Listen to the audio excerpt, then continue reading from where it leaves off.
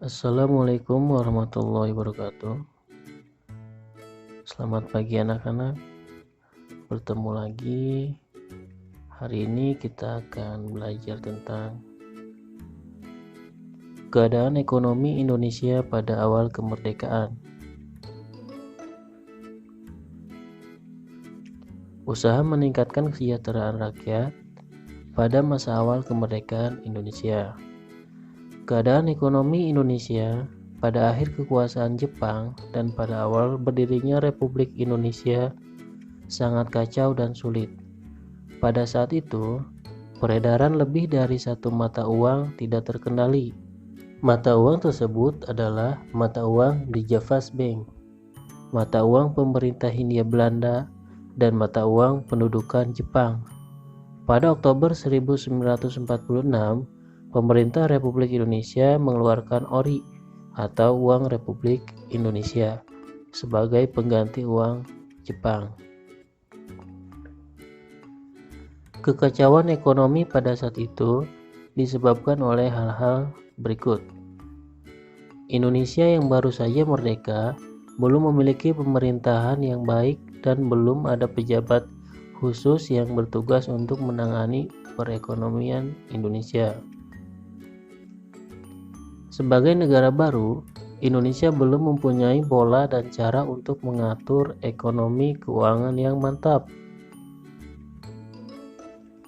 Peninggalan pemerintah pendudukan Jepang yang memang sudah buruk akibat pengeluaran pembiayaan perang Jepang. Hal tersebut mengakibatkan pemerintah baru Indonesia agak sulit untuk bangkit dari keterpurukan. Kondisi keamanan dalam negeri sendiri tidak stabil akibat sering terjadinya pergantian kabinet, di mana hal tersebut mendukung ketidakstabilan ekonomi. Politik keuangan yang berlaku di Indonesia dibuat di negara Belanda guna menekan pertumbuhan ekonomi Indonesia, bahkan untuk menghancurkan ekonomi nasional. Belanda masih tetap tidak mau mengakui kemerdekaan Indonesia dan masih terus melakukan pergolakan politik yang menghambat langkah kebijakan pemerintah dalam bidang ekonomi. Inflasi yang sangat tinggi serta adanya blokade ekonomi oleh Belanda sejak bulan November 1945 untuk menutup pintu perdagangan luar negeri Republik Indonesia, terutama melalui jalur laut dan pelabuhan-pelabuhan penting. Kekosongan kas negara. Adapun usaha-usaha yang dilakukan untuk mengatasi kesulitan ekonomi antara lain sebagai berikut. Yang pertama, pinjaman nasional.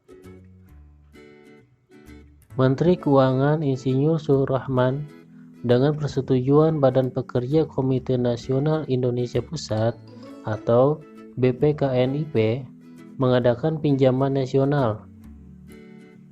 Pinjaman akan dikembalikan selama 40 tahun.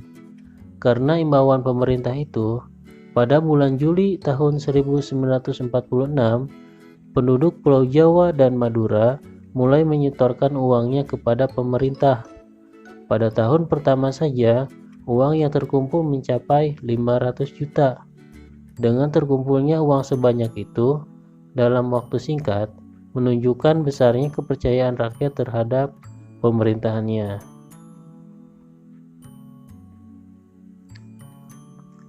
Kedua, rekonstruksi dan rasionalisasi angkatan perang. Program ini dibuat pada tahun 1948 dengan tujuan untuk mengurangi beban negara dalam bidang ekonomi. Biaya yang dikeluarkan untuk angkatan perang dikurangi, baik peralatannya maupun satuannya. Biaya yang dikurangi tersebut kemudian dialihkan ke bidang-bidang ekonomi lainnya. Dan yang ketiga, konferensi ekonomi. Pada bulan Februari 1946, pemerintah menyelenggarakan konferensi ekonomi. Konferensi membahas masalah-masalah yang paling mendesak, Di antaranya, meningkatkan hasil produksi pangan, distribusi bahan makanan, masalah sandang, serta status dan administrasi perkebunan asing. Konferensi menghasilkan konsepsi sebagai berikut. Yang pertama, sistem autarki lokal warisan Jepang akan diganti secara berangsur-angsur dengan sistem sentralisasi. Yang kedua, bahan makanan akan ditangani oleh pemerintah secara sentral dalam wadah Badan Pengawasan Makanan Rakyat. Yang ketiga, semua perkebunan tanpa kecuali akan diawasi oleh pemerintah untuk meningkatkan produksi. Selanjutnya yang keempat, rencana 5 tahunan Casimo Plan. Ignatius Joseph Casimo, Menteri Persediaan Makanan, mengeluarkan kebijakan rencana produksi 5 tahunan yang kemudian dikenal dengan Casimo Plan. Casimo Plan berisi anjuran antara lain sebagai berikut. Memperbanyak kebun bibit dan padi unggul, mencegah penyembelihan hewan-hewan yang berperan dalam pertanian, dan menanami tanah-tanah telantar di Sumatera, mengadakan transmigrasi 20 juta penduduk Pulau Jawa ke Sumatera dalam waktu 15 tahun. Rencana kasino itu tidak berhasil dilaksanakan dengan baik karena situasi politik yang tidak stabil dan adanya agresi militer Belanda kedua. Kelima, persatuan tenaga ekonomi. Keikutsertaan swasta dalam pengembangan ekonomi nasional, Persatuan Tenaga Ekonomi atau PTE yang dipimpin BR Motik merupakan wadah bagi pengusaha swasta yang telah terbentuk pada masa pendudukan Jepang. Semuanya diaktifkan dan berpartisipasi dalam upaya penegakan ekonomi pada masa awal kemerdekaan. Keenam, nasionalisasi The Javas Bank menjadi Bank Negara Indonesia. Pemerintah melalui Menteri Keuangan Insinyur Surahman berupaya mengatasi krisis ekonomi dan keuangan yang berkepanjangan dengan melakukan penataan terhadap lembaga-lembaga keuangan negara. Untuk itu, pemerintah Republik Indonesia mengeluarkan peraturan pengganti Undang-Undang Perpu nomor 2 tahun 1946 pada tanggal 5 Juli 1946. Perpu itu berisi tentang pendirian Bank Negara Indonesia atau BNI melalui proses nasionalisasi salah satu bank milik Belanda yaitu The Javas Bank. Sejak saat itu, pemerintah Republik Indonesia memiliki bank negara.